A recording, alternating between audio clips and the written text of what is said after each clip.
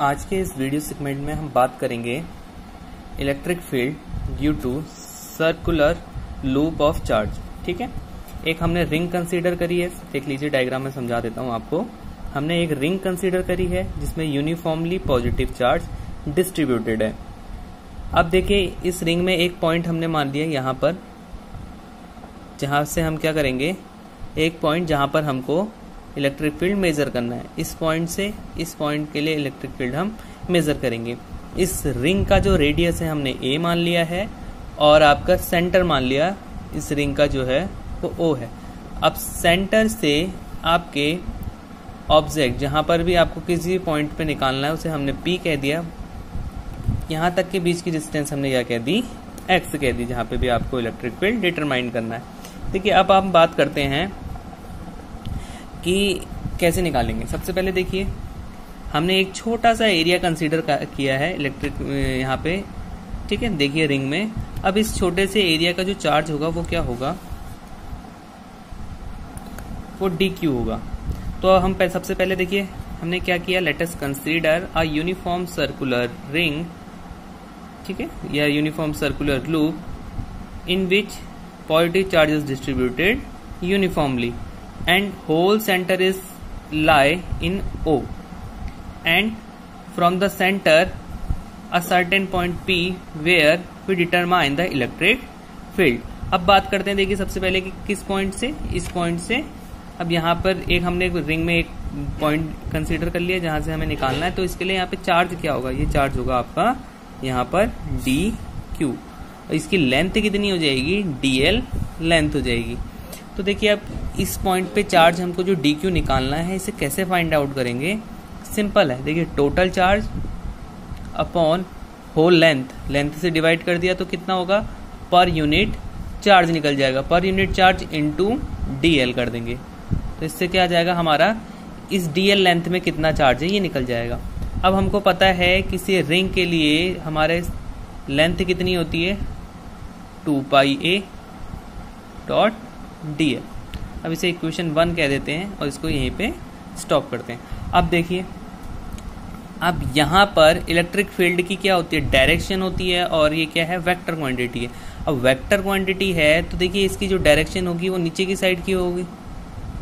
ठीक, जहाँ से हमें फाइंड आउट करना है, पॉजिटिव टेस्ट चार्ज यहाँ पे रखा गया है डीएल लेंथ का। ठीक है, तो यहाँ से हमें फाइंड आउट करनी है, तो डीई की डायरेक्शन यहाँ की ओर होगी। अब डीई दो कंपोनेंट्स में डिवाइड हो जाएगा, एक तो आपका क्या होगा एक्स एक्सिस में और एक वाई एक्सिस में। देखिए वाई एक्सिस में देखिए नीचे की साइड भी कंपोनेंट दिख रहा होगा और ऊपर के साइड भी कंपोनेंट होगा। तो वाई एक्सिस वाला कंपोनेंट आपका क्या करेगा, एक दूसरे को कैंसिल आउट कर देगा। ऊपर और नीचे, जितना ऊपर इलेक्ट्रिक फील्ड जनरेट होगा उतना ही नीचे भी होगा। तो due to symmetry y axis वाली जो आपकी इलेक्ट्रिक फील्ड जनरेट हो रहा होगा, due to symmetry cancel out हो जाएगा। बट एक्स एक्सिस में इलेक्ट्रिक फील्ड कैंसिल आउट नहीं हो रहा होगा। तो हमारे पास जो इलेक्ट्रिक फील्ड बचेगा डीई कॉस थीटा हो जाएगा। ई जो नेट हम बात करते हैं वो कितना हो जाएगा, डीई कॉस थीटा। अब आगे बात करते हैं। ठीक है, अब हमारे पास डीई क्या होगा, देखिए डीई क्या होगा, सिंपली हमें पता है डीई की वैल्यू क्या होती है, 1/4 pi epsilon d q upon, अब देखिए यहां से यहां निकालना है तो सीपी का स्क्वायर, सिंपल आर स्क्वायर लेते हैं, सीपी का स्क्वायर। अगर हमको ई में कन्वर्ट करना, इसे एफ में कन्वर्ट करना होता तो एक क्यू और होता है यहाँ पे प्रेजेंट। सिंपली हमें समझ में आता है ये चीज।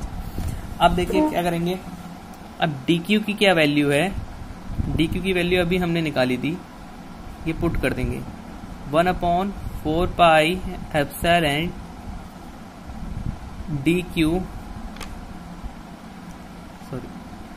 D q upon C P square.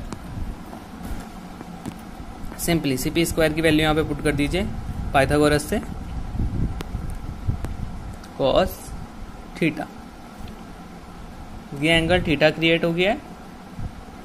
ठीक, 1/4 पाई एप्सिलॉन डी क्यू की वैल्यू हमने अभी निकाली थी, बताया था कैसे आएगा, q upon 2 pi a dot DL.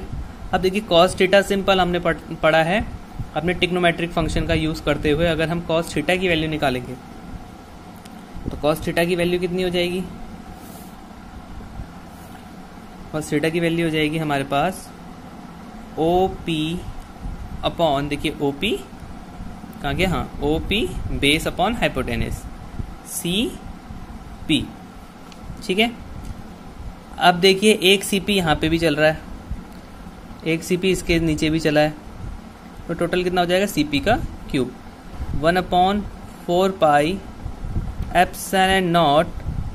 देखिए मैंने ये क्यू की वैल्यू है, याद रखिएगा ये क्यू की वैल्यू है, ऊपर वाले से नीचे नेक्स्ट स्टेप है, ये आपकी कॉस थीटा की वैल्यू है।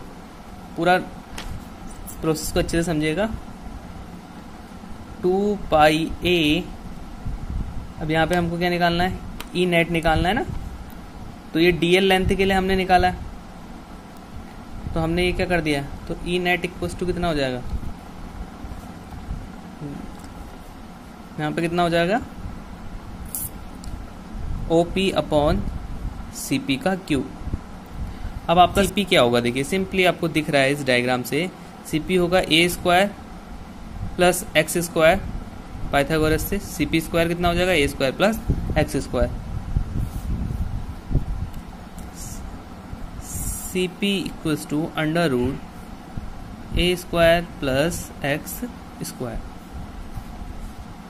तो यहाँ पे कितना आ जाएगा 1/4 एप्सिलॉन क्यू अपॉन 2πa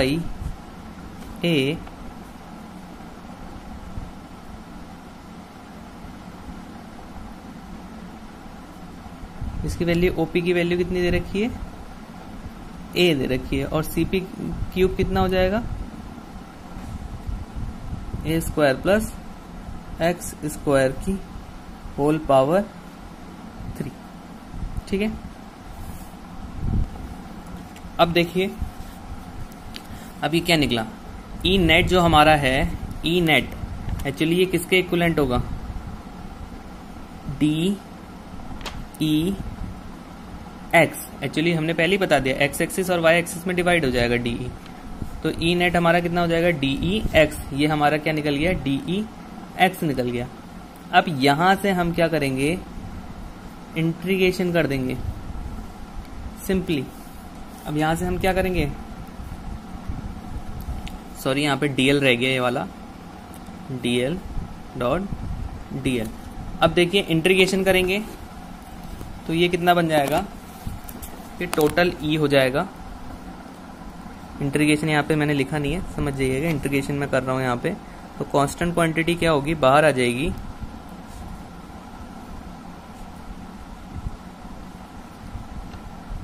ए से ए कैंसिल आउट हो जाएगा, और देखिए क्या होगा